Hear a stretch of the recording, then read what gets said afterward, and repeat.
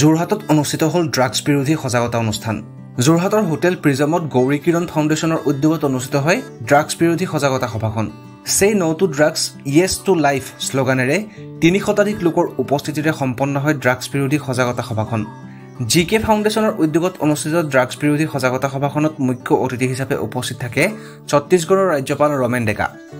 সভাত আদৰণি ভাষণ প্ৰদান কৰে গৌৰী কিৰণ ফাউণ্ডেশ্যনৰ ট্ৰাষ্টি জয়ন্ত কুমাৰ বৰঠাকুৰে।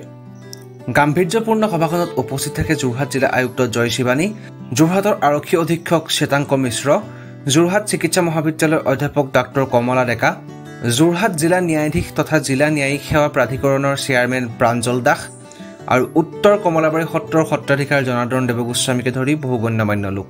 সজাগতা সভাখনত মাৰাত্মক ড্ৰাগছৰ ভয়াৱহ পৰিণামৰ লগতে ইয়াৰ আইনগত প্ৰক্ৰিয়াৰ বিষয়ে বিশদভাৱে আলোচনা কৰা হয়। ড্ৰাগছ সেৱন কৰাৰ ফলত বহুকেইটা প্ৰজন্ম পংগু হৈ পৰিছে। ড্ৰাগছৰ আসক্তিৰ ফলশ্ৰুতিত সমাজত সৃষ্টি হৈছে বিভিন্ন প্ৰকাৰৰ অপৰাধ। মাৰাত্মক ড্ৰাগছৰ কৰাল গ্ৰাসত পৰি কংগাল হৈছে বহু পৰিয়াল। বহু পিতৃ মাতৃৰ বুকু উদং কৰিছে বৰবিহস্বৰূপ ড্ৰাগছে। এই মাৰাত্মক ড্ৰাগছৰ পৰা সমাজখনক কেনেদৰে উদ্ধাৰ কৰিব পৰা যায় তাৰেই যুক্তিনিষ্ঠ আলোচনা সম্পন্ন হয় গুৰুত্বপূৰ্ণ সভাখনত। আমি এই অনুষ্ঠান পাতিছোঁ ড্ৰাগছৰ প্ৰতি ৰাইজৰ আসক্তি কমাবৰ কাৰণে আৰু এটা এৱাৰনেছ গঠন কৰিবৰ কাৰণে এটা আধ্যাত্মিক চিন্তা চৰ্চাৰ জৰিয়তে মহাপুৰুষ শ্ৰীমন্ত শংকৰদেৱ মাধৱদেৱৰ সমাজখন গঢ়িবৰ কাৰণে আমি এটা চিন্তা ভাৱনা কৰি এই অনুষ্ঠান পাতিছোঁ।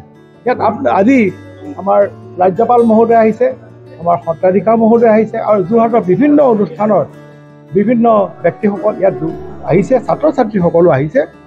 এই অনুষ্ঠানটো সাফল্যমণ্ডিত কৰাৰ কাৰণে আমি সকলো যোৰহাটবাসী ৰাইজ আৰু সকলোলৈকে আমি ধন্যবাদ জনাইছোঁ। আৰু মিডিয়া পাৰ্চন হিচাপে আপোনাসকলে এই অনুষ্ঠানটো কাভাৰ কৰাৰ কাৰণে আমি আপোনালোকৰ সকলোলৈকে GK ফাউণ্ডেশ্যনৰ ফালৰ পৰা আমি ধন্যবাদ জনাইছোঁ। আমি সকলো অসমলৈ আমাৰ এইটো আগ্ৰহ থাকিল যে ড্ৰাগছৰ প্ৰতি সকলোৱে গুড বাই কওক, ড্ৰাগছ বন্ধ কৰক, আমাৰ সমাজৰ পৰা এটা ব্যাধি আঁতৰক। এইটোৱে আমাৰ আজি আহ্বান।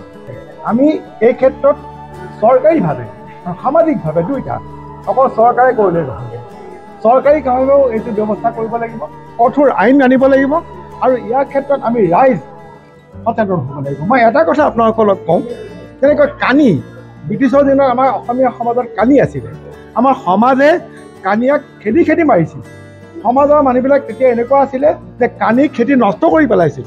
তেনেকৈ আমি কানি অসমৰ পৰা নাইকিয়া হৈছিল আৰু গান্ধীয়েও মহাত্মা গান্ধীৰ নেতৃত্বত যিসকলে এইখিনি সময়ত স্বাধীনতা যুদ্ধ কৰিছিল, এই আটাইবিলাকে কানিৰ বিৰুদ্ধে যুদ্ধ কৰিছিল। সেই সামাজিক যিটো দায়বদ্ধতা সেইটো আছিলে। আজি আমাৰ ৰাজ্যপাল মহোদয় আৰু সত্ৰাধিকাৰ মহোদয় আৰু জিলা ন্যায়িক বিষয়াসকলে এই একেটা কথাই কৈছিল, যদি আমি সমাজ এৱাৰনেছ, আইন, ডাক্তৰ আমি আটাইবিলাক যদি লগ নালাগো, এই অনুষ্ঠানটো আমি ড্ৰাগছক আঁতৰাব নোৱাৰিম। যোৰহাটৰ পৰা সপোন বৰাৰ ৰিপৰ্ট, লোকেল 18।